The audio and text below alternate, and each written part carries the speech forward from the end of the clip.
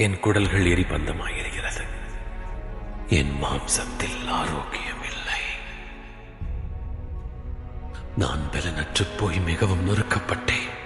என் இருதயத்தின் கொந்தளிப்பினால் கதறுகிறேன். ஆண்டவரே, என் ஏங்கள் எல்லாம் உமக்கு முன்பாக இருக்கிறது. என் தவிப்பு உமக்கு மறைவாய் இருக்கவில்லை. என் உள்ளம் குழம்பி அலைகிறது. என் பலன் என்னை விட்டு விலகி என் கண்களின் ஒளி முதலாய் இல்லாமற் போயிற்று. என் சிநேகிதரும் என் தோழரும் என் வாதையைக் கண்டு விலகுகிறார்கள். என் இனத்தாரும் தூரத்திலே நிற்கிறார்கள்.